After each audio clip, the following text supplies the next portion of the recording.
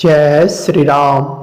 आज हम इस वीडियो में बात करेंगे कि जो बड़े बड़े सिद्ध संत हैं वह दूसरे का चेहरा देखकर ही उनकी सारी बातों को जान लेते हैं, यहाँ तक कि उनके मन में क्या चल रहा है और भविष्य में क्या होने वाला है, ये सारी बातें वह बड़ी शीघ्रता से जान लेते हैं।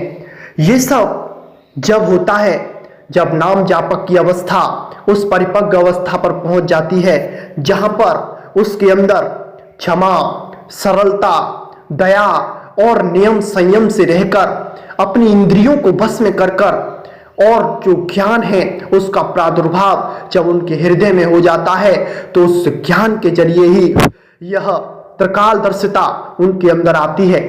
इसके जरिए जो बड़े बड़े सिद्ध संत होते हैं वो दूसरों की मन की बातों को जान लेते हैं और जो गलत कार्य करते हैं और उनके पास वो आते हैं तो वह उनके गलत कार्यों को बताकर उनको उनसे हटाने का प्रयत्न करते हैं और उन्हें हटाने के बाद उनको एक नया रास्ता दिखाते हैं। भगवान श्री राम जी के जो मंत्र हैं और जो उनके नाम जाप है उनसे साधकों के अंदर ये सारी शक्तियां आसानी से आ जाती हैं। सबसे पहले तो हमें इन मन की बात को जानने के लिए मंत्र जाप दृढ़ता से करना होगा। मंत्र जाप के बाद हमारे अंदर वो हमें शक्ति मिलेगी जिससे हमारे अंदर भाव जागृत होगा। भाव से फिर हमें ज्ञान की उत्पत्ति होगी, ज्ञान से फिर हमें इंद्रियों से और इंद्रियों के विषय से और जितनी भी यह माया जनित दृश्य है उससे हमारी दृष्टि हट जाएगी। फिर धीरे धीरे हमारे अंदर जो हमारा चौथा चक्र है और उस चक्र पर जब हमारी ऊर्जा, जब हमारी चेतन शक्ति आ जाती है तो फिर हमारे अंदर त्रिकालदर्शिता यानी कि दूसरों के मन की बात जान लेना और भविष्य में क्या होगा वो सब पहले ही जान लेना, ये सब उनके अंदर आ जाती हैं। हमारे गुरु महाराज के अंदर ये शक्तियां सारी मौजूद थी। जो भी उनके पास आता था, अगर उनके परीक्षा के उद्देश्य से कोई उनसे प्रश्न करता था तो वह उसके मन की सारी रील को खोल देते थे। उसके मन में क्या चल रहा है वो सब उसे बता देते थे और उसे आगे के लिए सतर्क भी कर देते थे कि तुम इस तरह से चलो, जब तुम्हें उस ज्ञान की प्राप्ति होगी। एक बार उनके पास एक स्त्री सुबह से आकर बैठ गई और सुबह से शाम हो गई, उसने कुछ खाया पिया नहीं और वह चुपचाप बैठी रही।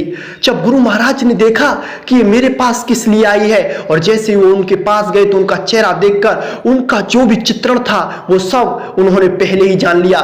लेकिन जो संत होते हैं, जो सिद्ध साधक होते हैं, वह अपनी शक्तियों को प्रदर्शित नहीं करते, वो अपनी शक्तियों को छिपाए रखते हैं जिससे कि दूसरों में उनके प्रति अंधविश्वास और उनको प्रति जो भी फंसाने वाले कृत्य हैं वो ना हो जाएं। तब वह औरत से उन्होंने पूछा कि तुम सुबह से आकर यहां पर बैठी हो, तुम्हें क्या चाहिए? तब उस औरत ने कुछ नहीं बताया। तब बाबा महाराज को क्रोध आ गया और उन्होंने उसके मन की सारी रीलें खोल दी और उसे बताया कि तुम संतानहीन हो, तुम अपने अंधे सास ससुर की सेवा नहीं करती हो, इससे उनके श्राप से तुम्हें पुत्र रत्न की प्राप्ति नहीं होगी और उनका श्राप ही तुम्हें बांझ बना देगा। इतना कहने पर वह औरत बाबा के सामने फूट फूट कर रोने लगी और बाबा से क्षमा याचना करके उनसे पुत्र प्राप्ति का वरदान मांगने की याचना की।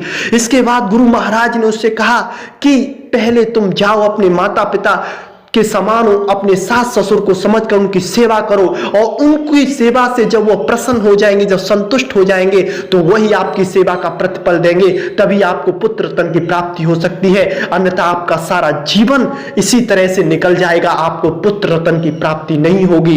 ये सब सिद्ध संत जो साधक होते हैं, जो राम नाम के जापक होते हैं, जिन्होंने अपनी इंद्रियों को बस में कर रखा है और उनकी इंद्रियों में ज्ञान शक्ति जागृत है, चेतना शक्ति जागृत है और उन्होंने अपने सारे चक्रों को एक्टिव कर रखा है। राम नाम के जाप से उन्होंने अपने अंदर वो शक्तियां अपने आप समाहित कर ली हैं, तो ये सब उनके लिए बहुत मामूली बातें थी। तो जिस तरह से हमने आपको बताया है कि सबसे पहले किसी के मन की बात जानने के लिए हमें अपने अंदर भाव जागृत करना पड़ेगा। भाव जागृत होने के बाद हमारे अंदर ज्ञान उत्पन्न होगा।